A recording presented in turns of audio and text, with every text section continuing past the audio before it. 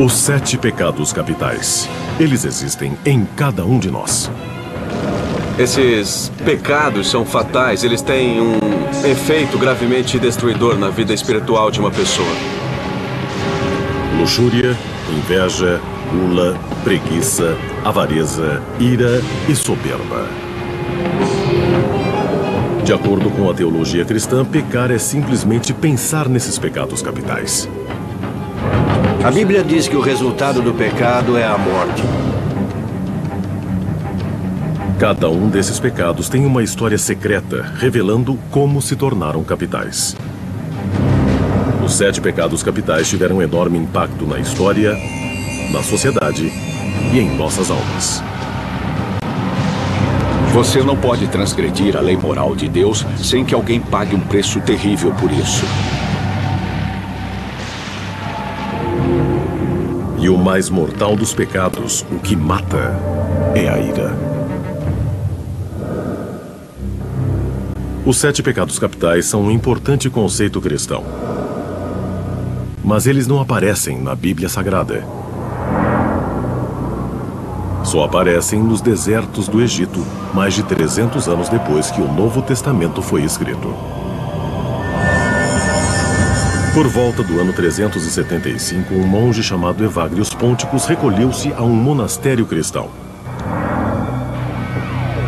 Ali, ele começou a catalogar as tentações da alma humana e criou uma lista das mais perigosas.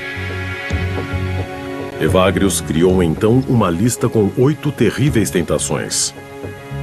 A ira era a mais mortal. Evagrius acreditava que a ira era o pior dos males porque ela cega o homem. Ele escreveu: um homem furioso não pode ver a luz, e a oração de uma pessoa furiosa é uma abominação. Os 7 pecados capitais só foram codificados no ano de 590, quando o Papa Gregório o Grande reexaminou a lista de Evagrius. Reduziu a lista para 7, mudou seu nome de tentações para pecados e declarou que eram mortais.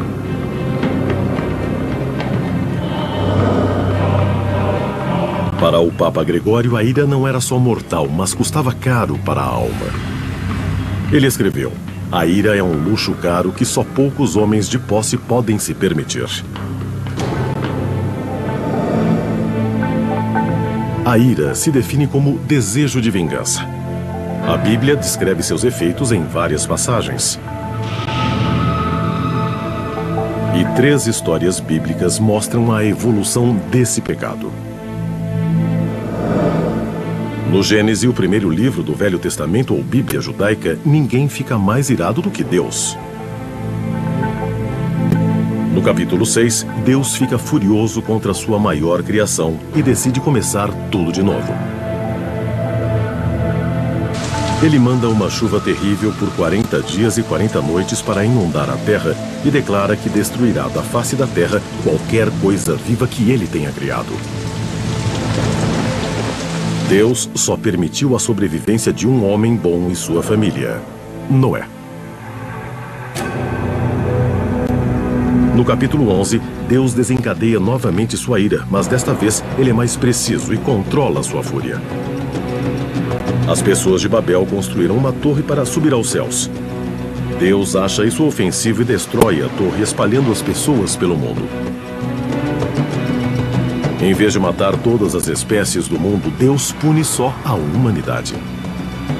Deus fica realmente furioso às vezes. E cuidado com ele, porque as pessoas são destruídas e famílias são arrasadas.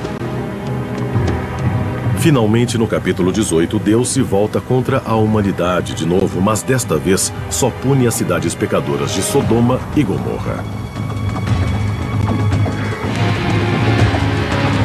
Deus, furioso, manda do céu uma chuva de fogo e enxofre. Deus localiza sua ira. Ele evolui de destruir tudo a só punir a humanidade e depois só punir os moradores de Sodoma e Gomorra.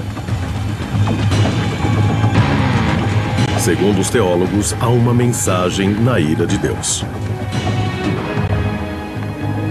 Acho que a ira de Deus é um modo de expressar que ele se envolve muito com o modo da humanidade viver sua vida.